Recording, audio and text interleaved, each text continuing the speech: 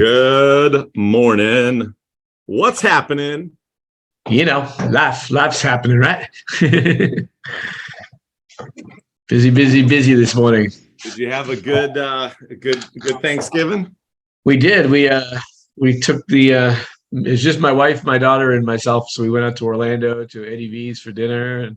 My favorite. That place. Yeah, we love Eddie V's, and just had a good time. And now we're back at it. I'm home. I've been traveling for 3 weeks, so it's nice to be home for a couple of weeks without having to get on an airplane.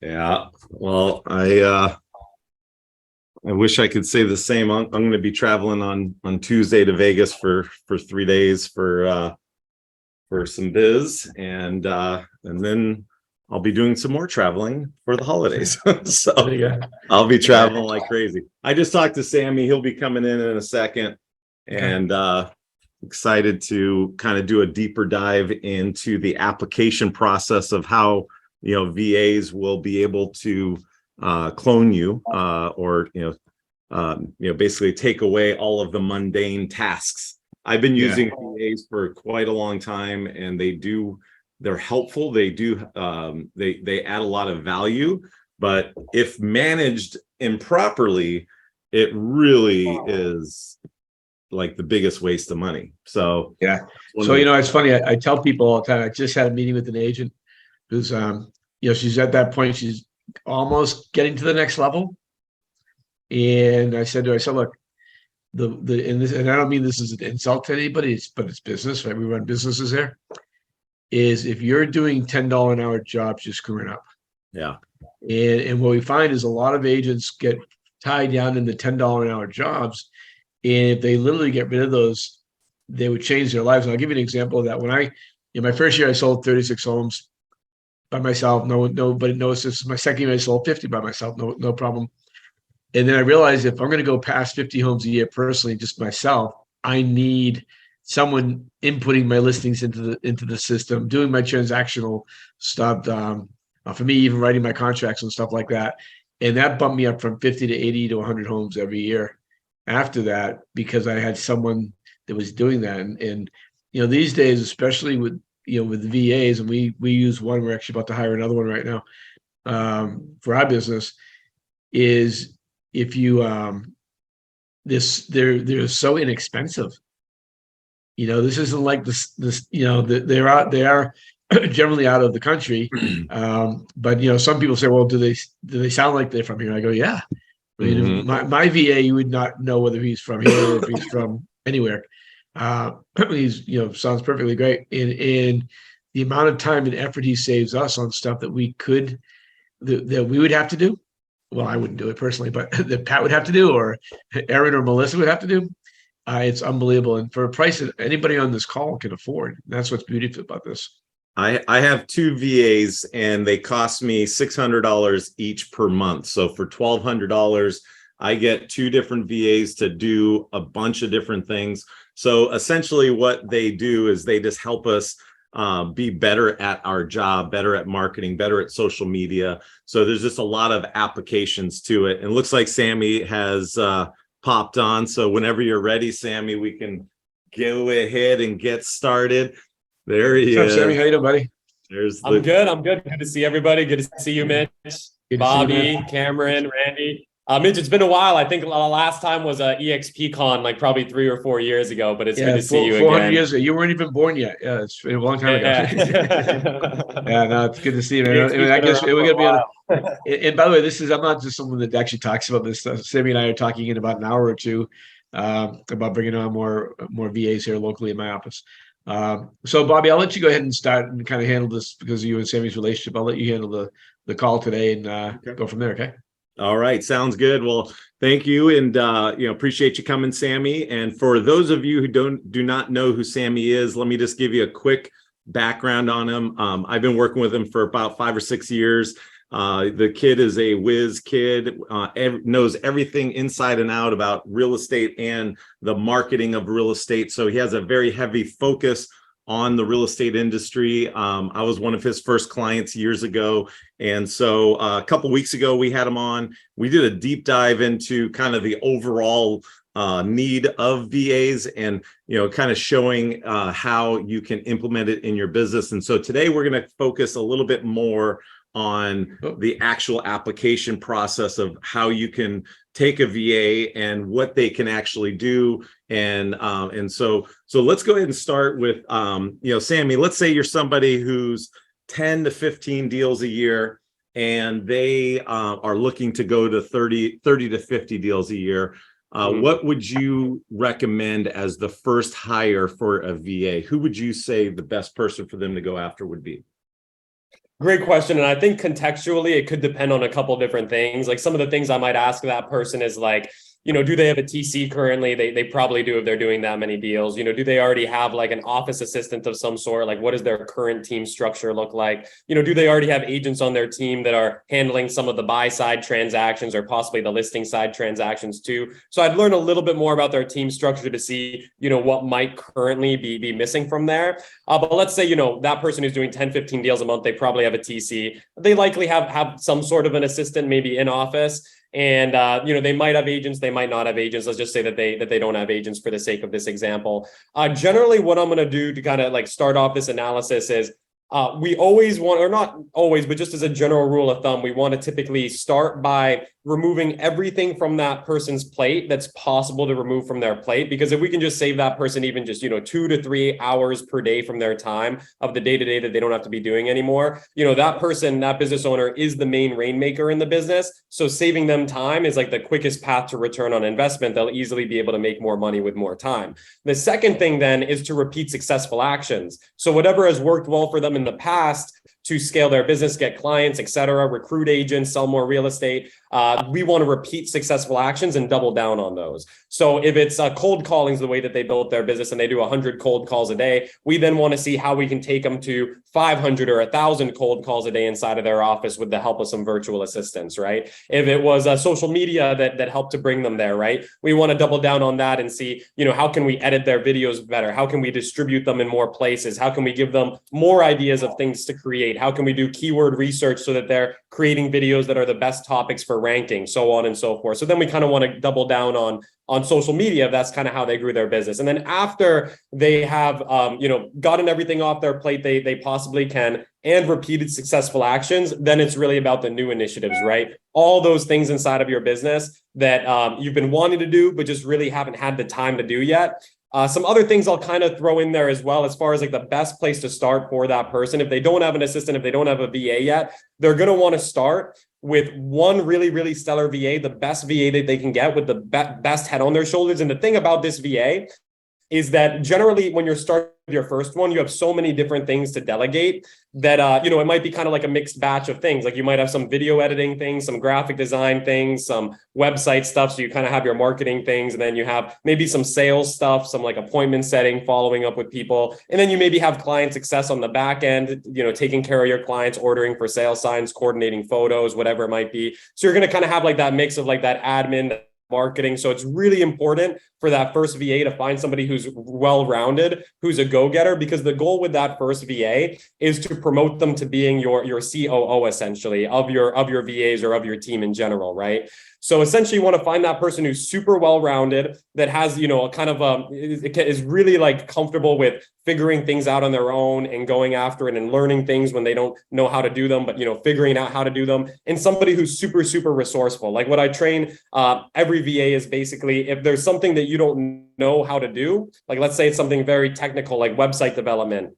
Most VAs that are really good, they're not going to know how to code HTML or JavaScript, but hey, maybe you need some changes made to your WordPress website or whatever it might be. Your VA should know to go onto a marketplace like Fiverr, find somebody else overseas who has like 1,000 5-star reviews, and then delegate that to them and then manage the project, right? So that way you can just kind of get to the point where you're just setting the visions. You're like, hey, this is like the vision I have for this project. And then everything else gets taken care of. So that's your key VA right there. And what I tell that key VA when we onboard them is like, is like, hey, like your bandwidth is going to get full very quickly. And as soon as you're tapped out at your bandwidth, what I need you to do is go out and find yourself a replacement to remove everything from your plate that you don't enjoy doing or that's taking the most of your time, right? So for We Clone You, our first VA was Eleonora. She's been with us about a year now. Now she's like our COO VA, and she was handling basically everything that I could possibly delegate inside of that business, from client success, recruiting virtual assistants, talking to clients, hosting some group calls, so on and so forth. Graphic design projects, video editing projects. She'd manage all those projects and get them done. The thing that was taking up the most of her time, though, was that client success. And for real estate agents, I talked to a lot of them. Usually it's either like marketing, sales, or client success are kind of the things that are taking up the most of their time. So in this case, it was client success. So she went out then. And then that's another very important thing is, if you do a good job of hiring your first VA, then you'll never have to really hire anybody else again or go through the interview process or finding them, because that VA will be able to go out and get you your other team members. So then she went out and she got Bia for us. Bia started as the client success director, essentially. So now she took all of that stuff off of Eleonora's plate. But then Bia's bandwidth got filled up pretty quickly. So she went out and got Louisa, who's like head of our HR department, HR coordinator. And then Louisa's bandwidth got filled up. So she went out and got Clara, who's more so her boots on the ground and helps her out and takes a lot of things off of her plate, right? And then when we started the software development project, I didn't go out and look for software developers. I had my team do that, and they hired the software developers and everything like that. I just kind of communicate the vision to them. And then from there, just keep on removing things from the plate, right? So some other things that are important, and with that key VA, this is why the key VA is so important, because they'll be able to go out and find you those other people. Explain what a key VA for those who don't know what that is. The key VA is essentially your first virtual assistant who you're going to overwhelm in the beginning by delegating everything possible that can be delegated to them, with the expectation of, hey, they're going to rise up through the ranks. They're going to eventually be like your project manager or COO VA. And as they get closer and closer to their bandwidth, they're going to start going out and hiring other virtual assistants and other people on your team to essentially delegate to them, right? So okay, that's one of the...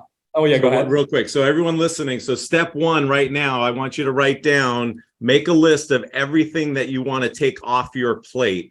And we're taking these things off your plate so that you can do the things that you are getting paid a much higher amount for. So, for example, if you're a cold caller, then you need to be on the phone. So it's not replacing yourself so you can go play more golf or sit on your ass doing nothing. It's replacing yourself so that you can actually do more of what makes you more money. So the things that you are really focused on should be your money-making activities, your listing appointments, all those kinds of things, and then delegating everything else. So just write that down, and then go ahead and continue, Sammy. I want to make sure we give people an actionable list that they can just walk away from this meeting today, and say, okay, this is my 4 or 5 step plan to get ready for that first assistant, because everybody should do this. I mean, $600 to $1,000 a month for a part-time or full-time employee, it's just a no-brainer. There's so many little things in our business that they can take off of our plate and help grow the business, and that's really the big part. Because what can you do with all that extra time? Could it be another 100,000 in commission or 200,000 in commission? And it absolutely can with the right hires. So go ahead, Sammy. Absolutely love it. Yeah. So step one, list of all the things to remove from your plate. You want to really break your business down into lead generation, basically marketing, sales, client delivery, throughput, anything else that you're currently doing inside of your business. Make a list of all of those, even if it's like QuickBooks, bookkeeping, whatever it might be. And then inside of your personal life too, like if you're cooking meals, if you're getting groceries, if you're getting your mail, if you're all of those sorts of things, make a list out of all of them. We want to remove as much from your plate as possible. Number 2 is the list of successful actions. So things that are currently working well for you in your business, because we want to double down on those and build a team that can help you increase the volume of those actions. And then number 3 is any new initiatives that you've really wanted to do, but you just haven't had the time to do. Once you have clarity on those things to delegate and automate and systematize into your business, then it's time to go out and get that key VA who's going to be able to build your team and get you the rest of the virtual assistants. With that key VA, it's really important to take great care of them, set the vision for them, and really set the expectations, get them excited about your vision, because if you do that, they'll really go above and beyond for you. They'll really work hard for you, and they'll always be on the ball, very resourceful. And it is going to be that there's always going to be more and more things that you kind of discover to get off of your plate. One of the most recent hires for me now has been a finance VA who's doing all of the payroll now, paying all of the virtual assistants, as well as also, keeping QuickBooks up to date, kind of everything like that, right? So how do you train these people? So I mean, like when I hear all of this, I think, oh my God, this is a lot to do, a lot of training involved. Walk us through the steps of how you train them, because I think that makes it a lot easier for people to understand when they break it down in simple terms. Absolutely. If it's something that's like very custom to my business, that would be hard for them to figure out, say by like Googling, YouTubing, going through a course or whatever it might be, then generally I'm going to do it with them one time, usually on a Zoom that's recorded, or I'll do it myself and just record it with Loom. I'll do it one more time, record myself doing it with like a voiceover, and then I'll never have to do it again, right? So if I wanted to remove payroll, when I wanted to remove payroll from my to-dos, essentially did it one time with the financing VA, and then it's off my plate for good, right? Same type of thing with QuickBooks, right? Those are just kind of some examples. Now, custom things inside of real estate agents' businesses might be like, ordering a for sale sign, scheduling the removal, ordering a lockbox. These things are more so custom to your business because the vendor that you use for ordering your for sale signs, the vendors that you use for your photography and kind of things of that nature. So you will have to walk them through it, but you'll only have to walk them through it once. And then once you have that process documented, ideally like on a Zoom recorded video, kind of like this, you have to do it again. Hey, can I chime in on this? Yeah, definitely, Randy. Because this is always a challenge in the investor world and in the realtor world. So we've always talked about, how to hire your first assistant, right? A VA is basically an assistant. They could be physically by you or virtually. That's all that really is, but you're hiring your first assistant. And my biggest thing is people always their objection in their mind is, I don't have the time to train them because I'm in the weeds of everything. So what I try to help them understand is, look, start small, find a VA or find an assistant that is willing to increase their hours steadily over, let's say, the next 3 to 4 or 5 months, but commit to on the beginning, maybe to what you feel you can do and afford. If it's 5 hours to start per week, if it's 10 hours, but see if they're able to increase that without any maybe necessarily guarantees, right? Because it's going to be all performance driven, and say, hey, the more you do for me, the better my business does, the more hours I can give you. But let's start small so I can get organized, because that's the point of me really hiring you, right? And kind of, and even like then the second objection is like, well, I don't have the training videos done, kind of like what you're saying, describing. That's fine too. I tell them, like, just get on a Zoom with them, and Zoom has a record button. Do it in real life. Just do it with them the first few tasks, because the truth is, the first time you do something, it's not going to be the final training video. So I just rather I always tell, just get started. Literally just start a Google Doc of those things that Sammy and Bobby mentioned, and then just literally start one of the projects and start doing bullet points of what the steps are right on the Google Doc, and then go and actually open up the website as it's recording and show them, like, here's how I do it. And I always say, like, look, if you find a better, faster way, go for it. Like, there is no boundaries here, right? And then once we finalize the actual task where you're happy and I'm happy, then I have them create the actual final Zoom video or Loom video. So they are actually creating my training manual that they can then replace themselves with, like you're saying, Sammy. So I just want to kind of put that out there, because it could get overwhelming if you're newer and you're like, wow, I never hired a person before and I can't fit 40 hours of work for them, and it's overwhelming. How am I going to get my work done? You don't need to worry about it. Start small. Do 5 hours a week, 10 hours, whatever. Think about it. It's not that much money. Like, my VA is $4 an hour. Like, that's $150 a month. If you just look at it on a 10-hour basis, you probably spend, most of us spend more on like fast food, like between Starbucks and anything else per month. Stop doing that and give it to the VA. So anyway, I just want to kind of handle some of those things that you might have as an objection in your mind. Whoever's listening. Definitely. There's a lot of different ways to store the information, and Google Doc is one of them. I like the combination of BombBomb and a Google Doc where it has all of my SOPs in it. standard operation procedures. And Sammy taught me that years ago, having those SOPs. And essentially, you're not adding, the thing that to remember, you're not adding any more time to your schedule. All you're doing is hitting the record button on things that you're already doing. And so you do it once and then you record it. You could have it in your BombBomb. You could put everything in there, SOPs, or you could put it into your into a Google Doc. Either way, I like the Google Doc because if you have one Google Doc with everything on it, with all your passwords and just keep it real simple, that's going to be really organized. And and then the thing to also think about is don't just look at what you would replace right now. What would you add to your schedule? What would you add to your processes or your marketing? Are you doing all the marketing you should be for your listings? Are you celebrating your solds? Are you putting out that content? We are content creators now. That's the biggest thing that as a mind shift that as realtors we have to be. We have to be content creators every single day. We have to be thinking about what is the consumer looking for today. And so that's where these VAs come in with thumbnails and video editing and all these different things. So it's not just what can you replace, what can you add to your business that's going to add more revenue and get you more exposure. And keep in mind with social media, with YouTube and Facebook and Instagram, all these things, you're building this audience. And then you got to keep feeding it. If you don't feed it, it's not going to grow. And so it's kind of a waste of time. If you're not prepared to do it a lot, then don't do it at all. Just focus on the things that are making you money. Let's ask one of these questions here real quick. So Ben Smith is asking, would you recommend a virtual assistant over an assistant in your area you could hire? And if VA, what is the best way to find those people? Well, I'll answer the second part of the question. You just call Sammy, he'll help you find the people.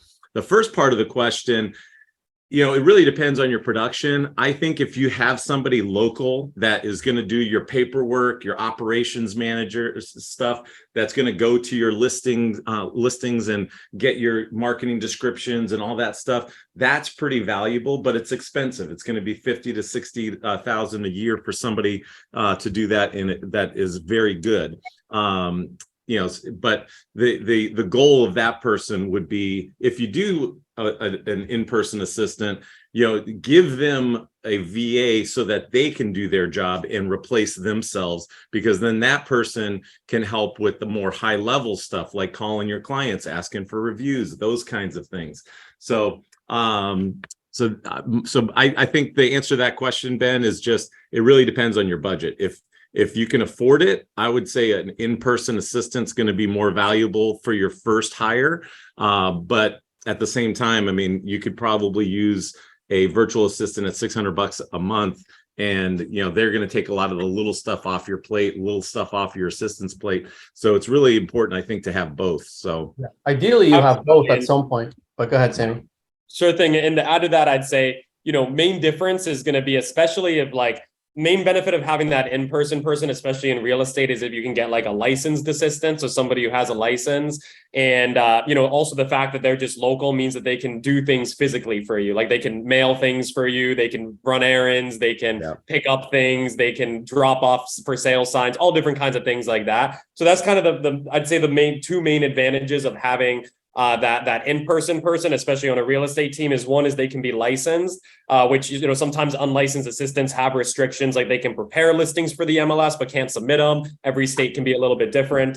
But the main benefits of that in person, they can have a license, and also they can do things in person and physically. Downside, of course, it's going to be a lot more expensive. But if you're somebody who's doing those 10, 15 deals a month, then it's definitely something that probably makes sense for your business. And then that person can also really help to train the virtual assistant. Also, that in person, especially if they're licensed, they're with that background in real estate, and they might even be able to just like get it right in there and start doing your TC work, your paperwork, etc. Whereas a virtual assistant, if you want them to take care of a lot of those things, once again, you're going to have to do it again, show them how to do it, record yourself doing it, etc. And I like everything you guys said about the SOPs too. The mindset and the habit to really get into is it takes you the same amount of time. You just have to hit record, and if you're doing it anyways, you might as well record yourself doing it, right? You have to order those photos for your listing anyways. You have to order that for sale sign anyways. So might as well record yourself doing it. Sammy, because we want to make this definitely interactive, and along the lines of different ways of finding a VA. Can you explain how your business operates? If someone wants to work with you, right? What is your process? Because there's that I want to know, and then let's talk about other ways as well, right? So let's start with your process, Sammy. How does that look like if someone wants to hire a VA and use your services or a equivalent company of that's to you? Yeah, so for us, the way that I speak to other companies, but the way that it works with us essentially is we use about 8 different methods to have virtual assistants apply to us, mostly in South America with a big emphasis on Brazil. That's where we've really been able to find some stellar candidates. Also, the time zones we found are much, much better than hiring across seas where they're going to have to be up late at night working for you. And I've also had better success with accents, English and communication skills, and then that leads to better initiative and better culture and so on and so forth. That being said, we use everything from advertising. So we run a lot of ads internationally to get virtual assistants to apply to, of course, the commonly known platforms like Upwork. We also use Facebook groups. Then there are very and these are things like systems that my VAs set up for me. I didn't even ever tell them to do this, but there's a lot of in every single country, they kind of have their own version of Indeed, if you will. And so they have us set up on all of those Brazil, Sammy, or Argentina. Sammy, so I don't think we need to go into how you run your business. I think it's more about understanding if a realtor on the call says, "Hey, I want to hire Sammy. Can Sammy find me the VA?" Is that an option for someone or no? And how much would that be per hour later once it's set up, and how much are they paying that VA if they use your company? Maybe let's just kind of go into that more. I want to understand your process there.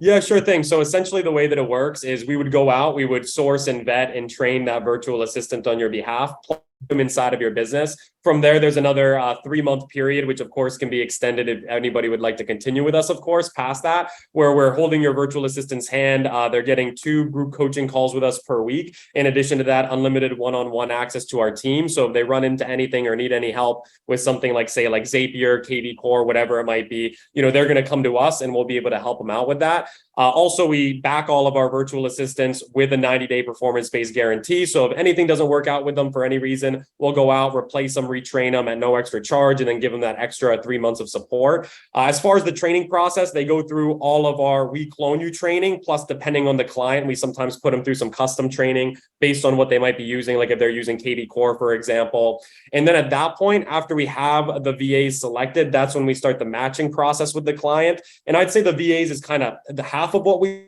do. The other side of it is going to be the system side. So, setting up the Zapier integrations, making sure all their tracking sheets are in order, the team communication systems, project management systems, payroll systems, so on and so forth.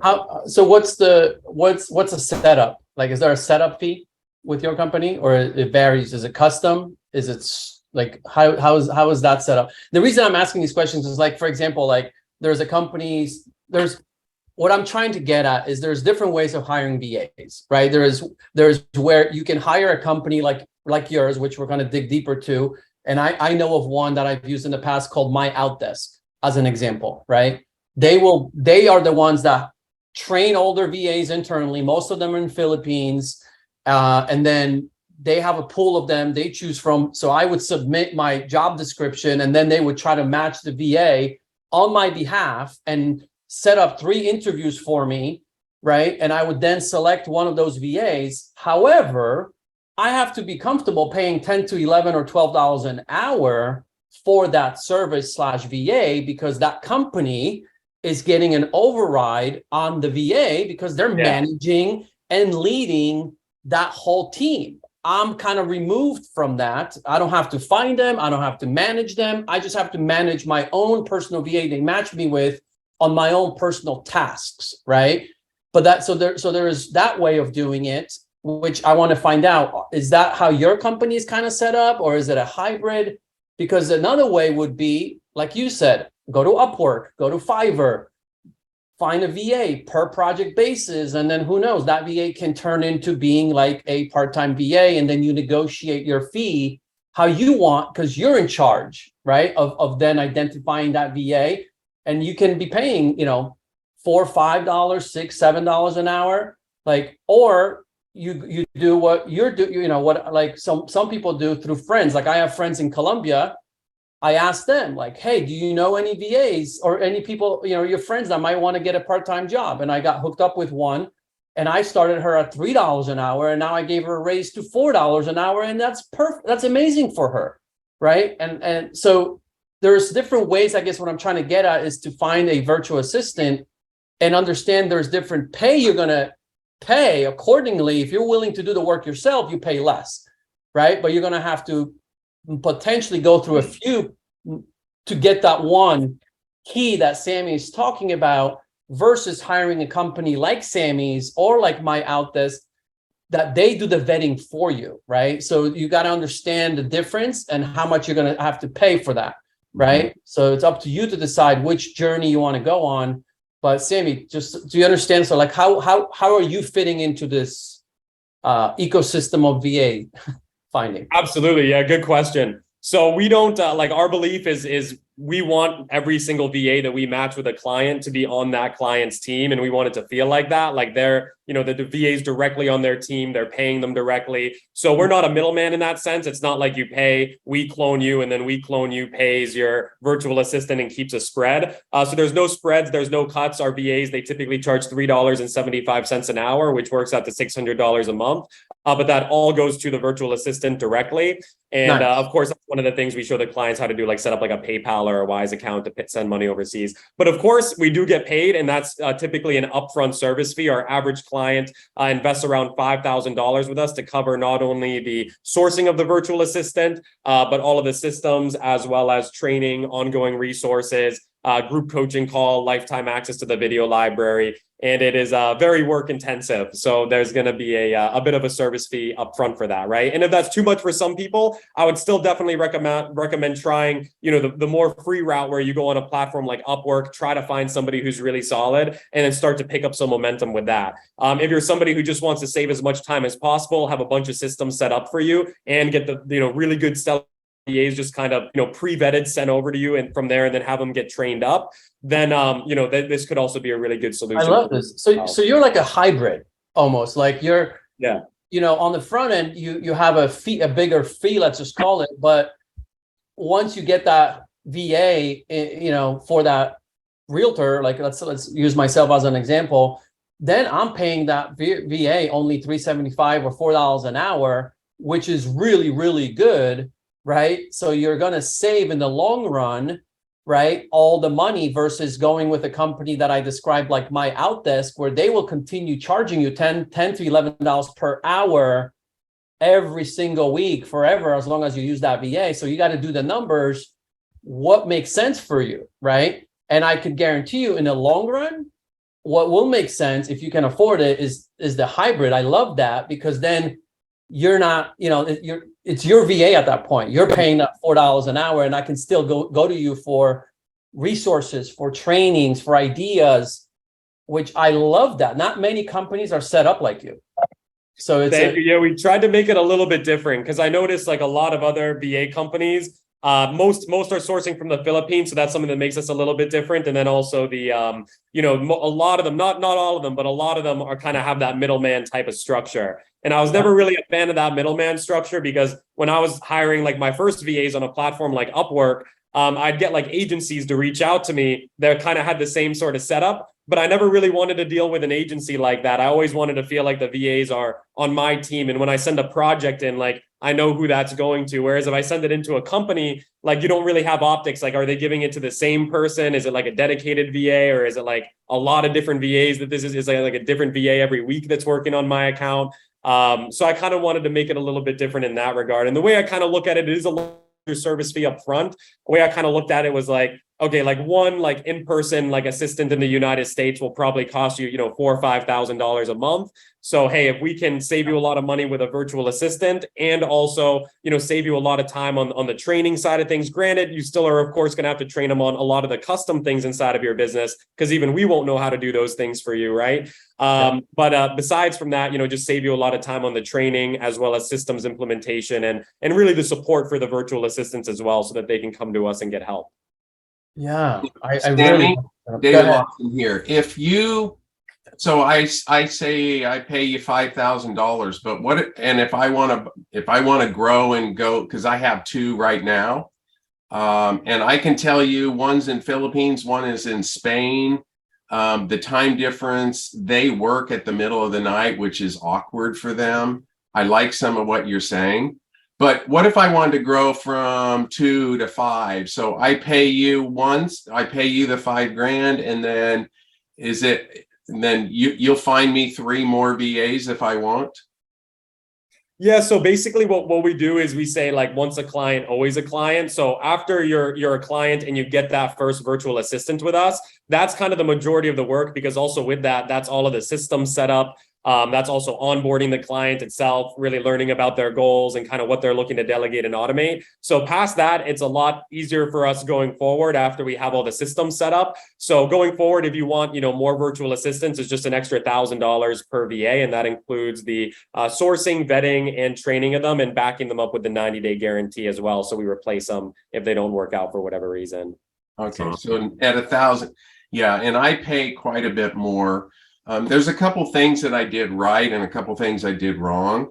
And I always believe we all learn from what we did wrong more than what we did right.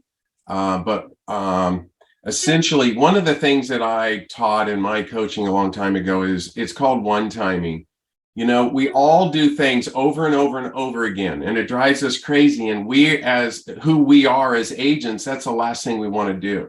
So I always say with one time, you teach people or you do things one time really well, and then you just duplicate it over and over and over.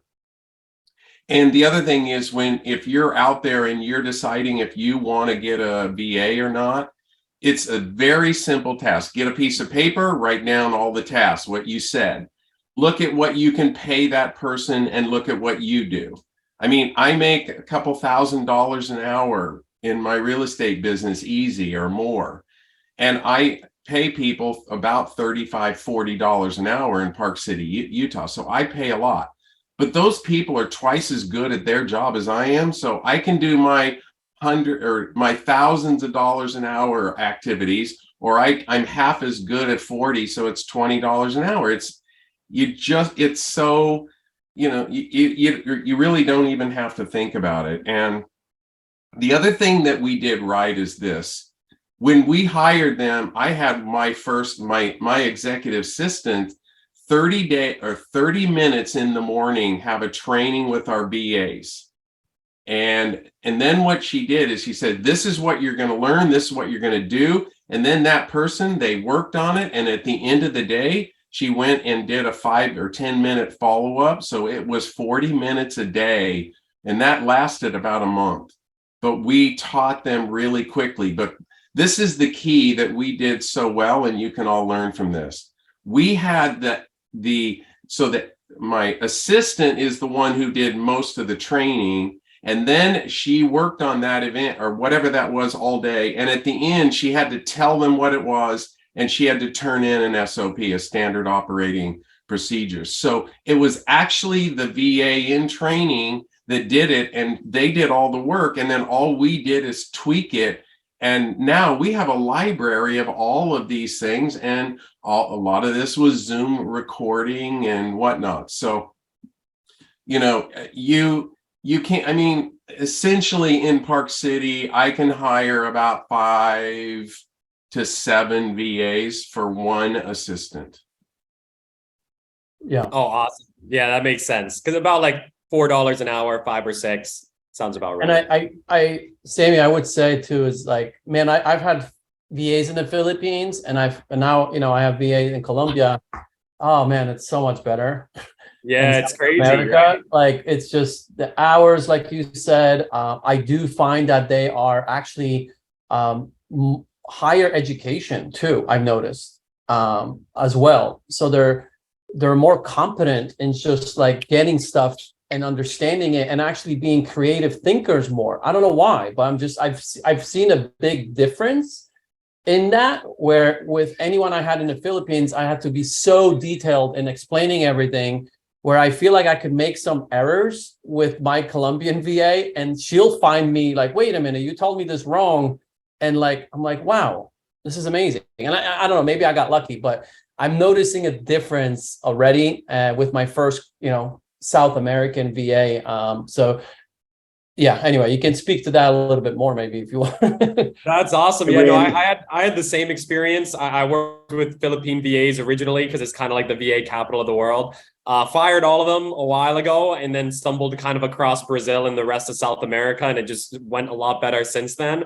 That being said, I think part of it's, the time zone. I think part of it is language barriers. I feel like is less, and so you have better communication, better culture, and you can really like inspire more initiative too. I found, which is really important. So I feel like with a lot of the now I don't have anybody in the Philippines on my team right now. I feel like I have a lot more like trust and reliability when I kind of delegate things to my my virtual workforce. And the other cool thing about it too that I think is relevant to one is you'll get a lot of Spanish speaking VAs then, which is good because obviously there's a lot of Spanish speaking markets in the United States, and that can kind of give you a competitive edge. Creative things a lot of our clients have been doing are things like they'll have their VAs which speak fluent Spanish because they're from like Argentina or Colombia. They'll have them turn all their blog posts into Spanish blog posts and then post those. And then now whoever is searching in Spanish on Google for that thing, like ¿cuál son las mejores escuelas in San Diego? Like, what are the best schools in San Diego? There's not going to be a whole lot of Spanish articles out there compared to English ones. So it kind of gives you a competitive edge.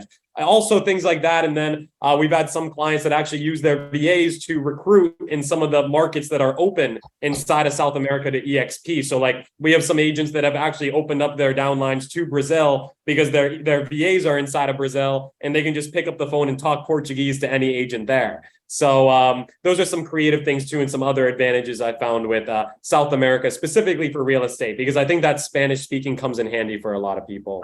Or Portuguese. Randy, my VAs are in the Philippines, and we get along great. I mean, I have not had a challenge. I mean, she's great. Sounds like she speaks English. She's right on the key.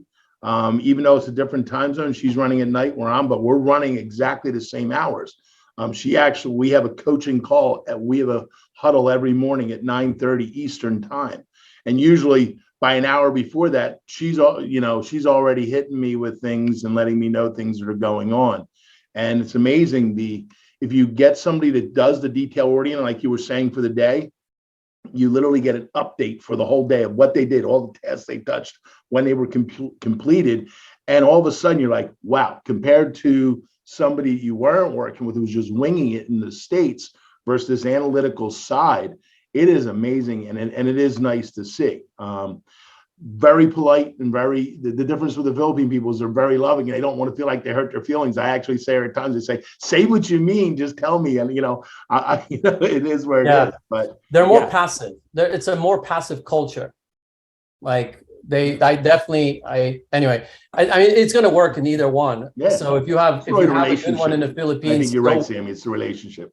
Stick with it. Don't change, of course. But I just found some pretty big differences, which I like personally. And hey, Sammy, can you mention maybe a few Facebook groups? Because that's another way. Because if someone is not ready to hire you, right, yet, maybe, there's another place probably they could find them. I know there's a ton of Facebook groups, right, for VAs where they just kind of integrate and communicate and share information. Yeah, I mean, I wouldn't be able to name any off the top of my head. That's stuff that all my team handles, which is really cool to see because they've kind of come up with a lot of those systems themselves, like using the Facebook groups to find the VAs, a lot like the international job posting sites that they use, kind of like the Indeed of Brazil. I don't even know what it's called, but it works out really, really well. And we get close to 1,000, virtual assistants applying to work with us every single month that we kind of go through and vet. The ones that look interesting, what we do as far as the process is We get like, about 1,000 a month applications. We kind of go through the ones that we don't disqualify. We have them send in a disc assessment and an intro video of themselves. We then kind of look over that disc and that intro video, and also resume or examples of previous work if they have something like that. We kind of look through those things, and then the ones that look interesting to us, then we do an interview with them, notes on that interview, and then if they check out through all those things, then we kind of just take the best ones that we can get and match them with our clients from there. So I don't know any Facebook groups off the top of my head. I just trained them on how to use Upwork in the beginning, because that's what I was using myself, Upwork, and that was like really the only one I was using in the past. I just trained them on how to use that, and then I set the vision of like, hey, we need to be able to take on 100 clients and like match 100 VAs at minimum every single month. So whatever you have to do to make that happen, like make it happen. And luckily I got VAs too. Like I found VAs that had like previous HR and recruiting experience and everything like that, in Brazil and South America. So I just kind of let them run with it. And so sometimes like if you do like a good job of like setting the vision, then they'll actually be able to kind of, figure out the best way to make it happen. Right. And so Upwork now is actually like our smallest of all the sources. Upwork is the very smallest source of our virtual assistants now. Got it. Okay. But I guess the point is for everyone listening, if you want to do the work yourself on the beginning, because you don't want, you're not there yet, maybe where you can make the investment of 5,000 to a company like Sammy's, then there's ways of doing it, guys, right? You just got to put in the time, find the Facebook groups, go to Upwork. So let's talk about maybe, Sammy, if you can, like, you mentioned disc profile. I think that's a great way to segue into maybe like, what should someone ask as that's one. Is there anything else that we should be aware of as a good way of interviewing someone to make sure that it's a good match? Any tips on that from your experience? I know you have your people doing it now, but when you take yourself back in time when you were doing it yourself. Absolutely, yeah. So so long as it's not anything that is like a very technical type of skill, like if it's something like software development or web development, obviously you need to find that person who knows how to code in HTML or JavaScript and all of these different things, right? So that's like a very like technical hard skill. Same with like things like video editing and graphic design. They need to know how to like, how to be a really good video editor and use whatever tools video editors use. And with graphic design, they need to know like Photoshop and InDesign. Not everybody's going to know how to do that. So if it's not like a hard skill like that, which typically requires like years of practice and training to be able to do that in the first place, like software development, so long as it's not something like that, if it's something more like admin, backend, new initiatives, things that are more trainable, then, what I'm going to look for, number one, is just really good English and communication skills. Then I'm going to look to see that they have like a great head on their shoulders, willingness to learn, and somebody who's a go-getter. And then I'm going to look at, are they somebody who has a great attitude? Like, is this somebody who's like positive and somebody that you actually enjoy to like talk with, and somebody who's going to be a good fit for your culture? Like, I don't want anybody who has like a negative tonality in their voice, or somebody who's like a little bit boring, or, doesn't sound like that excited or hyped up. And then lastly, then it's going to be like the skills and the past experience and everything like that, right? Because this is for a role where it's kind of like going to be more so like admin, backend, things that are trainable, things that they're going to have to like learn on their own too. So I need to try to find somebody who's really good at learning things on their own. If it's something more so like video editing, graphic design, software development, web development, then number one is going to be the skill set, because like, it doesn't matter how good their English or attitude is. They're not going to be able to program or video edit effectively if they don't have those years of experience beforehand for that. Just to kind of break that down. So if it's like a hard skill, then number one is going to be the skills essentially. And everybody fills out a disc profile. Mm-hmm.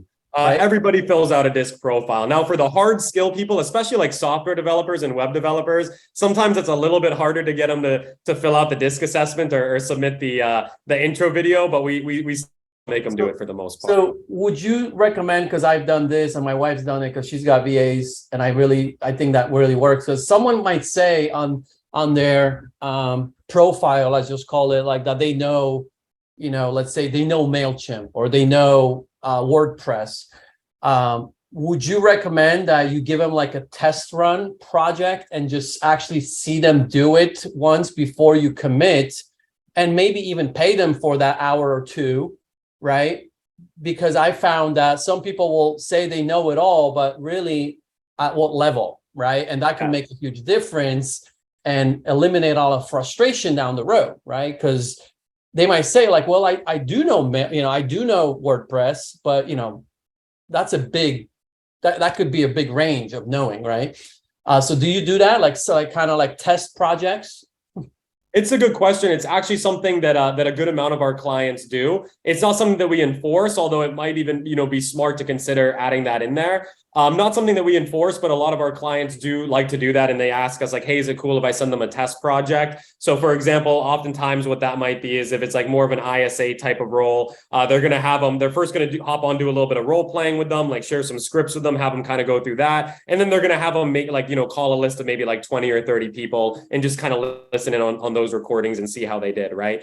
For something else that's more like technical, like we just matched somebody who's like really, really good at Shopify with one of our clients because he has some e-commerce stores. So he's giving them a couple of like test projects with Shopify to make sure that they, truly are a master at Shopify. Right. Yeah. So that does, we do those too sometimes. It just kind of depending on, what it is and also the complexity of what might need to be delegated, something like that, like video editing, for example, like that's like very easy to send them a test project and be able to tell like, okay, this person's a good video editor. Granted, they're probably also going to have a portfolio of work where you can see like, oh, okay, like they have really good previous work.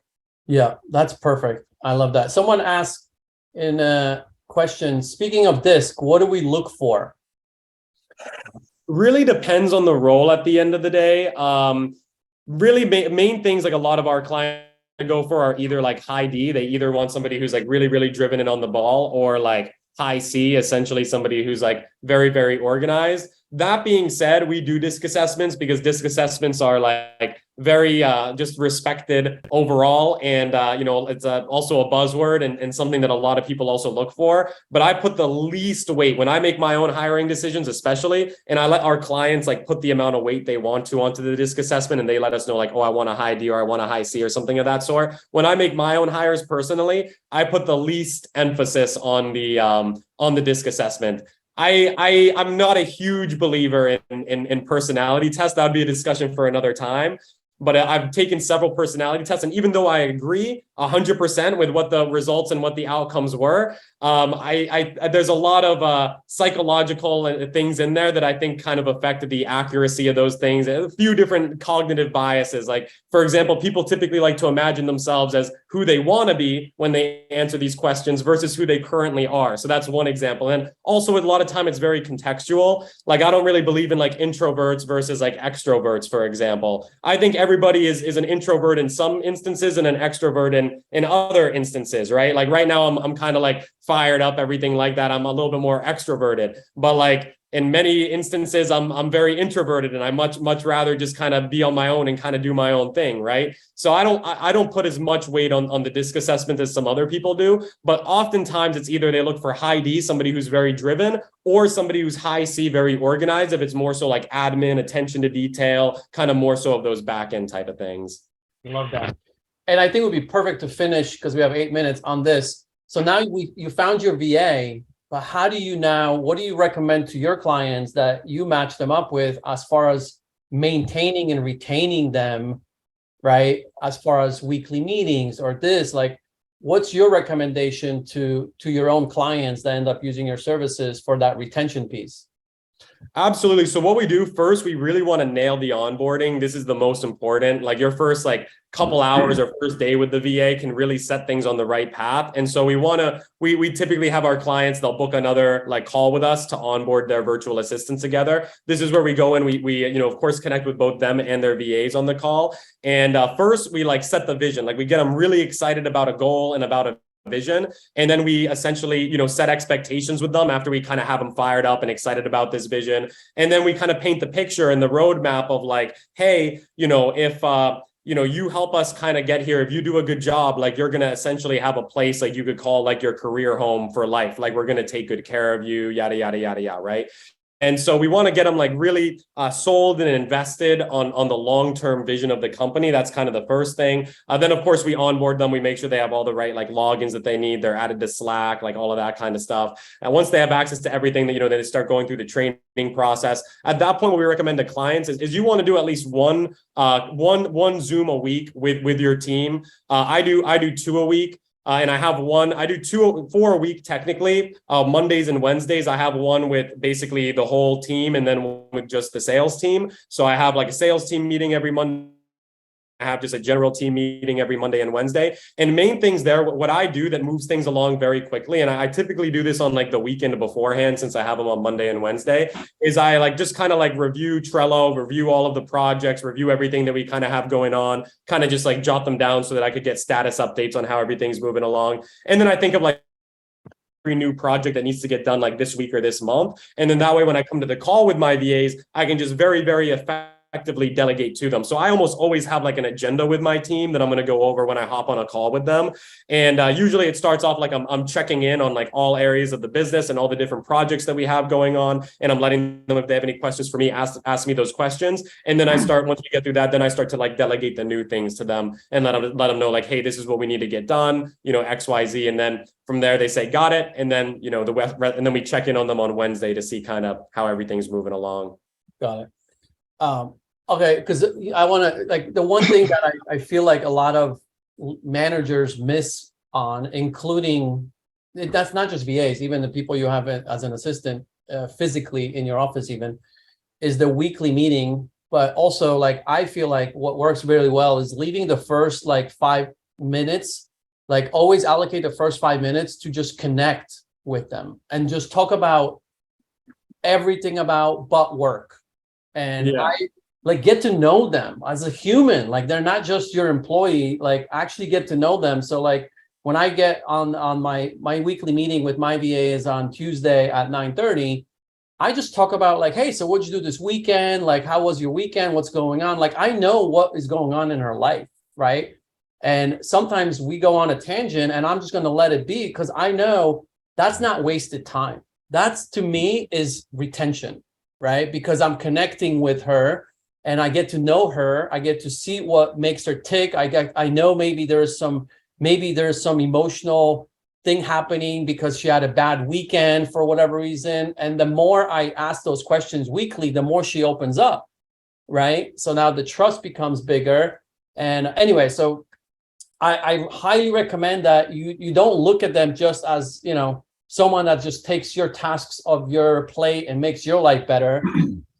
Figure out how you can help them make their life better, right? And I'm telling you, it makes a world of difference. It really does. Yeah. Of how hard they're willing to work for you, right? When you do that. So, and maybe you can speak to that, Sammy. We have 3 minutes left, but. Completely agree. You couldn't have said it better. And like, yeah, I mean, recently it's been a lot of like in the beginning of our calls, just kind of catching up on the World Cup. South America is very passionate about that sport. And so I get all the news updates from them. And that's typically a fun way to start it off. And completely agree with you. I mean, they really go above and beyond when you care about them, when you're like a good leader, when you like set the vision, when you take good care of them. And then that's when like, you know, you see them like when they don't even have to, like there's no expectation of them working on Sunday to get something done, even though it's not urgent and it could have waited till Monday. They still end up doing those things anyways because they like you and they want to impress you too. So yeah. Yeah. Brian, you have a question? Brian, you have your hand raised. Sorry, I kind of hogged the questions here for Sammy. That's okay. Listen, if you can hear me. So I'm going to answer Ben Smith's question that's in the chat. He said, I have a question. Would you recommend a virtual assistant over an assistant in your area? We did that already, but you can go ahead and answer it from your point of view. Yeah. So when I was really rolling at my peak, Ben, and this goes for everybody, my wife talked me into, she was my partner at the time. She talked me into, we needed an assistant. So we started small. We just found a mom who just wanted a part-time job. And we did a lot of disc profiling. We found the perfect girl. And what we did was we trained her up that all her job was to free me up for over 20 hours a week of phone calls from my clients. So every one of my listing appointments, every one of my buyer consultations, part of my script was, hey, listen, I'm always out in the world with my buyers and sellers. I'm in living rooms like this right now in the middle of the day. You're going to call me and I'm not going to be able to answer your call. So I hired an assistant who was so good on the phone that my own clients, all they knew is I had a transaction coordinator, and in between me was Sarah. So I trained them all to call Sarah Monday through Friday during business hours. When they called Sarah, Sarah then interacted with the TC. And as I overwhelmed her with work, as we got motor going, we really had a lot of momentum. We would just hire somebody on the back end that she would oversee. So the more I gave her, the more she could offload to lesser paid people. I never even knew those people. She was just delegating stuff. But I can tell you, I freed myself up. I did double my transactions. I didn't have any assistants. I was doing, in a $400,000 price range average, I was averaging an $800,000 price range. I was doing about $12 to $15 million with a part-time assistant. And then I just paid her to pay people to do other things. This case, because I reverse engineered what we're talking about, I would have just had her hire a bunch of VAs. She would have talked to them. I never would have known them. It was perfect. I can tell you, if you stick to being just a transaction beast and let everybody do everything else for you, you will double or triple your business. And these VAs are absolutely priceless. Yeah. I love it. I love it. Bobby, Yeah, you want to wanna- get to the point. Oh, sorry about that. You want to get to the point where essentially you can just focus on getting more business, getting more transactions, and everything else on the back end, you have trust that it's all taken care of. And go back to when Bobby asked about that, some person who's doing 10 to 15 transactions a month. Once you get that key VA, one of the first things you can give them to do, tell them like, find me a housekeeper, find me a chef, or find me a meal prep service, or find me somebody like local who can also like very part-time, but whenever I need something locally done, they can go out and do it for me. So I have that person in Puerto Rico. So if I need something mailed or to be picked up at a FedEx office or whatever it might be, I still have that local component, like in case if I need that too. But I had my VA go out and find that person essentially. Awesome. Hey guys, it's 1 o'clock, so we got to hop off here. Yeah. Hey, Mitch, just so people know, like Sammy put the link to his company right in the chat. So if you want to reach out to Sammy, that's the link. We Clone You. I love that website, man. WeCloneYou.com. So any final words, Bobby and Mitch? Yeah, so I'm going to end with what I started on, because I don't know who was on when we first started. If you are doing $10 an hour jobs, you need to replace that. Yes. And that's really what it comes down to. If you're doing $10 an hour jobs, you are not producing. And you need to be spending your life doing, as Sammy said, you need to be doing more transactions. And the more transactions you do, the easier this life becomes. And then one VA turns into another VA, and so on and so on. So, Sammy, thanks so much for being on today. Appreciate it. Bobby, anything else you want to add? No, I would just say, just don't be afraid to invest in yourself, because that's what this was really about. You're replacing things that you don't need to do, and it's allowing you to do things, the more of the things that you want to do, which is be with your family, make more calls, more listing appointments. That's what's going to grow your business a lot more than a lot of this other shiny object stuff out there. So invest in yourself. Sammy, thank you very much. I appreciate you taking the time, and look forward to talking with you soon, buddy. Thank Take you. care, everybody. Thanks for having me on, everybody. Great to see everybody Hey. here. And Thanks, if you want to Sammy. learn more, WeCloneYou.com. Thanks so much, Guys, next everybody. I'll week. see you soon. Cheers. See you guys.